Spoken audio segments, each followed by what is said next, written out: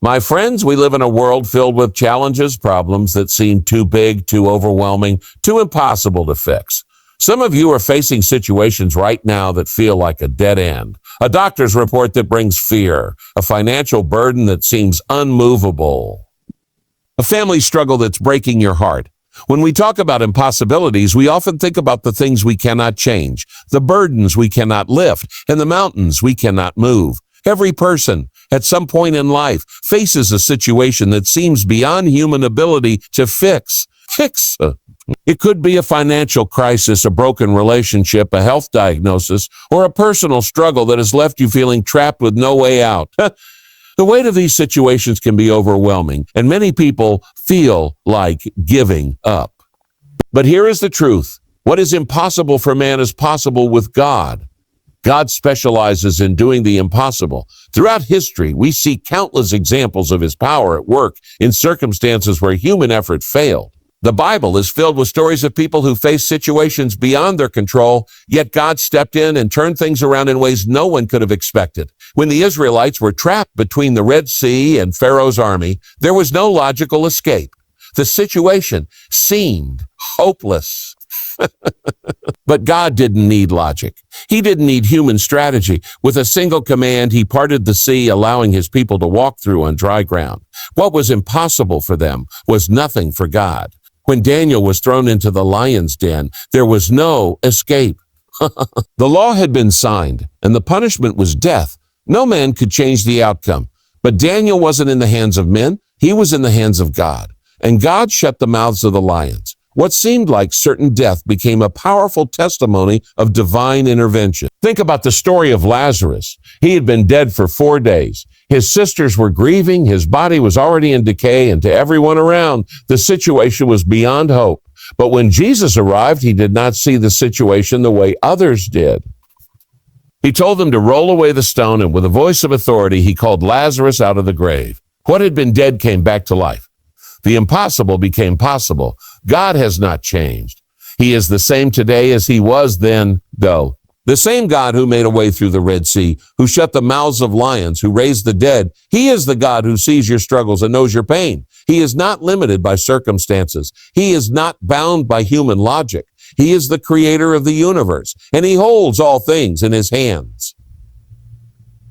You may be facing a situation right now that feels like a dead end. You may have exhausted every option, tried every solution, and found no way forward. But this is exactly where God does his greatest work. When we come to the end of ourselves, we see the beginning of his power. When we realize we cannot do it on our own, we give him the space to move in supernatural ways. Faith is the key. It is not about understanding how God will work. It is about believing that he will. When Abraham and Sarah were promised a child, they were beyond the age of having children. Sarah had been barren her entire life, and now, in old age, it seemed laughable to believe she could give birth. But God had spoken, and his word does not fail. At the appointed time, Isaac was born. What was humanly impossible became a reality because God had declared it. God is not asking you to figure everything out. He is not expecting you to have all the answers. He simply wants you to trust him. He wants you to take your impossibilities and place them in his hands. When you do, you will see him move in ways you never imagined. So often we limit God by our own thinking. We believe in his power, but we struggle to apply it to our own lives. We read about miracles, but we wonder if he will do the same for us. But let me remind you, God is not a respecter of persons. If he did it before, he can do it again. He is able to provide when there seems to be no provision. He is able to heal when doctors say there is no cure. He is able to restore what has been broken beyond repair. All throughout Scripture, God has proven himself faithful, and he will prove himself faithful in your life as well. The impossible is not impossible for him. What you see as an obstacle, he sees as an opportunity. What you see as the end, he sees as the beginning of something new. All he asks is that you trust him, believe in his power, and surrender your impossibilities into his capable hands. Faith is one of the most powerful forces in the universe. It is the bridge between human limitation and God's unlimited power. Many people believe in God, but not everyone trusts him completely when faced with impossible situations. Yet faith is the very thing that unlocks the miraculous. It is not about what we see with our natural eyes, but about believing in the unseen, trusting that God is at work even when circumstances say otherwise. Faith is what allows God to move in ways that go beyond human understanding, beyond reason, beyond logic. It is the key to experiencing his supernatural intervention. The Bible tells us in Hebrews 11, one, that faith is the substance of things hoped for, the evidence of things not seen. This means that faith is more than just wishful thinking or positive optimism. It is confidence in the reality of God's promises even when there is no physical proof. Faith is standing firm when everything around you is shaking. It is believing that God is able even when every natural circumstance tells you otherwise. One of the most powerful examples of faith unlocking miracles is the story of the woman with the issue of blood. For 12 long years, she had suffered. She had spent all her money on doctors, searching for a cure, but nothing worked. She was out of options, out of resources, and by human standards, out of hope. But then she heard about Jesus. She heard about the miracles, the healings, the power that flowed from him. And something inside of her sparked faith. She said to herself, if I can just touch the hem of his garment, I will be healed. That was all it took. Not a long prayer, not a public request, just a touch. She didn't need Jesus to notice her. She didn't need an appointment. She simply reached out in faith. And in that instant, power flowed from Jesus, and she was healed completely. He turned and said, your faith has made you well. It wasn't a special formula or a religious ritual. It was faith that unlocked the miracle. Faith is not about how big or small your problem is. It is about how big your God is. Many times we let our circumstances dictate the level of our faith. If things look possible, we trust God. But when things seem impossible, doubt creeps in. But true faith believes no matter what.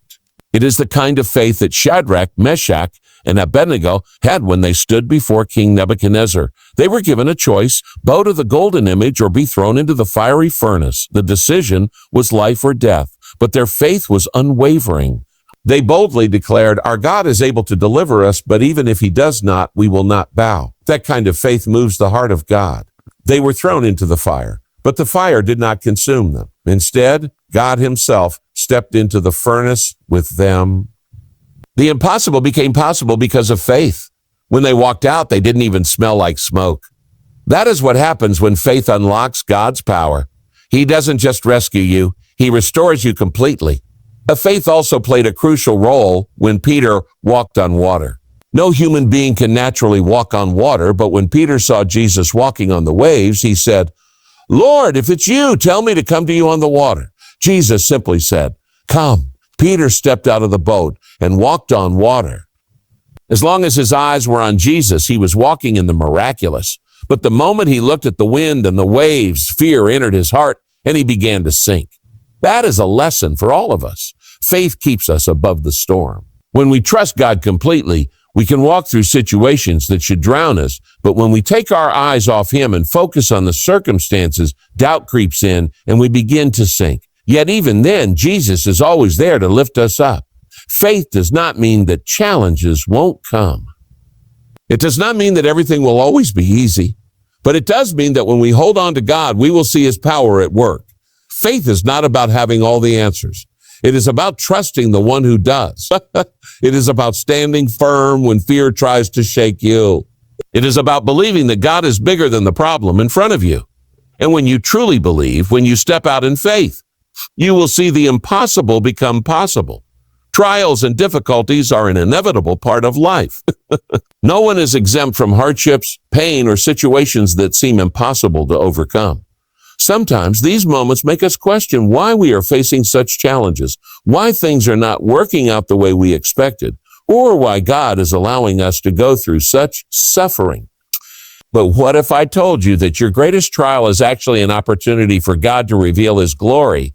What if the very thing you see as an obstacle is actually a setup for God to show his power in a way you never imagined? All throughout Scripture, we see how impossible situations became the stage for God's greatest miracles. When everything seemed lost, when there was no logical way out, God stepped in and turned the situation around for his glory.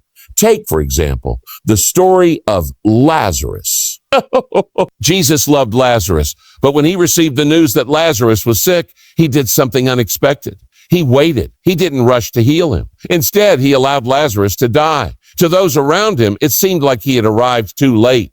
The morning had already begun. The tomb was sealed, and all hope was gone. But Jesus had a greater plan. He told Martha, "Did I not tell you that if you believe, you will see the glory of God?" Then he commanded the stone to be rolled away and called Lazarus out of the grave. A man who had been dead for 4 days walked out alive. What had seemed like a tragic ending became a testimony of God's resurrection power. Sometimes God allows situations to reach the point of impossibility so that when he moves, there is no doubt that it was his power at work. If Lazarus had been healed while he was still sick, people might have attributed it to natural recovery. But when a man who had been dead for days was raised to life, there was no explanation except that God had done the impossible. The greater the trial, the greater the testimony. Look at the story of Gideon. When God called him to lead an army against the Midianites, Gideon had 32,000 men. But God said, "That's too many." Through a series of tests, God reduced the army to just 300 men. From a human perspective, that made no sense. Well, how could 300 men defeat an army that was as numerous as the sand on the seashore? But that was exactly the point. God wanted to show that the victory would come from him, not from human strength. And when the battle came, Gideon and his small army defeated the Midianites without even lifting a sword. Their victory was a direct result of God's intervention. The disciples faced an impossible situation when they were caught in a storm on the Sea of Galilee. The wind was fierce, the waves were crashing, and they were terrified. But then Jesus came to them walking on the water. In the middle of their storm, he revealed his power. If the sea had been calm, they would never have experienced this side of Jesus. It was in the storm that they saw his authority over nature. Sometimes the trials we go through are not just about us. They are about revealing God's power to those around us. When Shadrach, Meshach, and Abednego were thrown into the fiery furnace for refusing to worship an idol, it seemed like their fate was sealed. But God did not let the fire consume them. Instead, he walked with them in the flames. When they emerged unharmed, even the king who had condemned them acknowledged the power of God. Their trial became a testimony that led an entire nation to recognize the greatness of the Lord. Joseph's life is another example of how trials lead to God's glory. He was betrayed by his brothers, sold into slavery, falsely accused, and thrown into prison. For years, it seemed like his life was nothing but hardship. But in one moment, God turned everything around, elevating him to the position of second in command over Egypt. When a famine struck the land, Joseph was in the perfect position to save countless lives, including the very brothers who had betrayed him. What had seemed like years of suffering and injustice was actually God preparing him for a greater purpose. God does not waste our trials. What we see as setbacks are often setups for something greater. Our pain, our struggles, our impossible situations are opportunities for him to show his power in ways we never expected. It is in the moments of deepest despair that we see God's hand the clearest. And when the breakthrough comes, when the impossible becomes possible, there will be no question that it was God who did it. When we face impossible situations, it's natural to feel weak, powerless, and unsure of what to do next. Human strength has its limits, and no matter how much we plan, strategize, or try to control circumstances, there are moments when we reach the end of our own abilities. But that is exactly where God's power begins. The Bible tells us that his strength is made perfect in our weakness. When we surrender our struggles to him, he steps in and does what we never could on our own. Throughout Scripture, we see God's power displayed in situations where human effort was not enough. Take Moses and the Israelites at the Red Sea.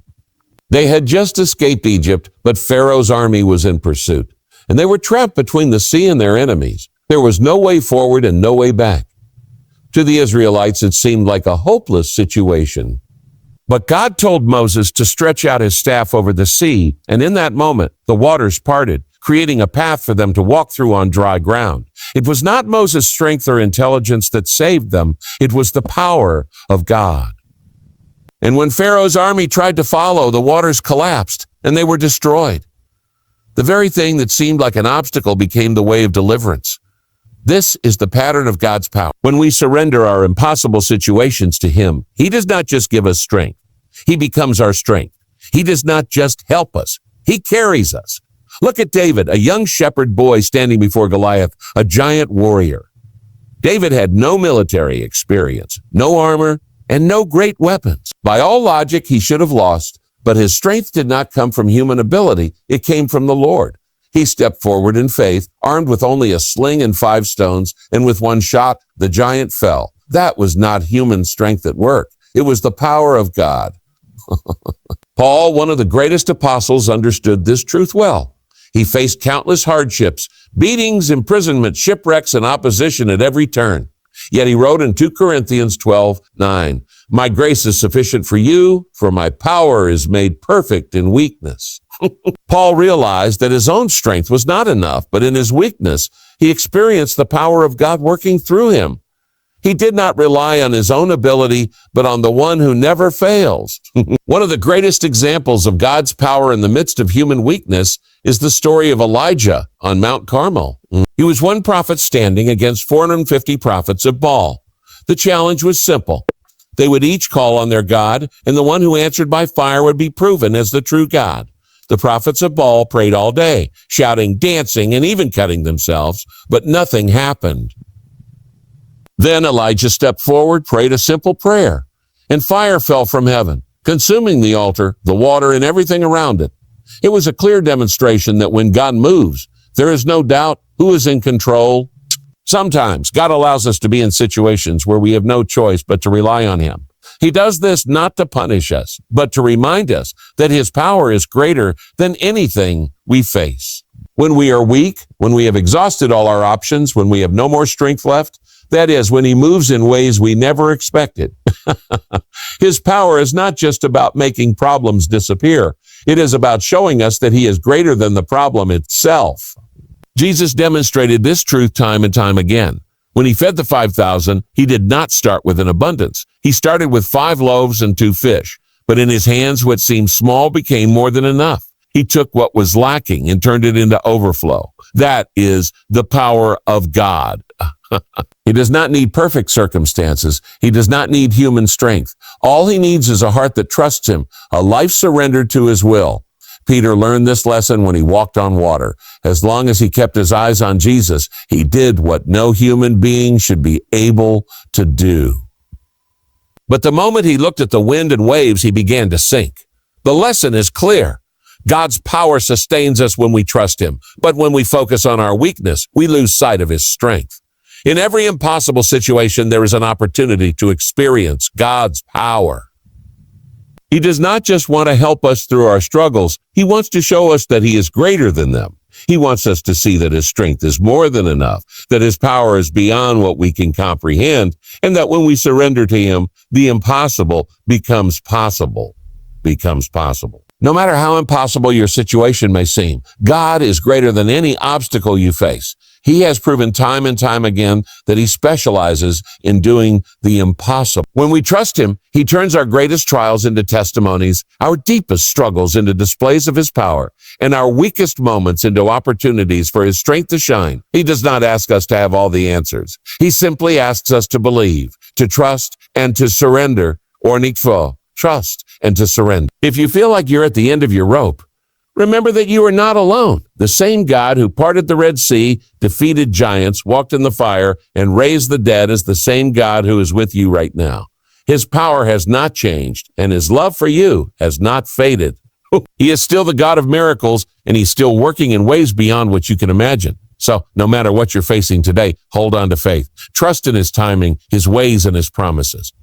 The impossible is not the end of your story. It is the beginning of God's glory in your life. 8. May you find strength in His presence, hope in His promises, and peace in knowing that He is always in control. Stay strong, keep believing, and watch how God moves in your life. Good luck, and may God bless you abundantly. Thank you for listening.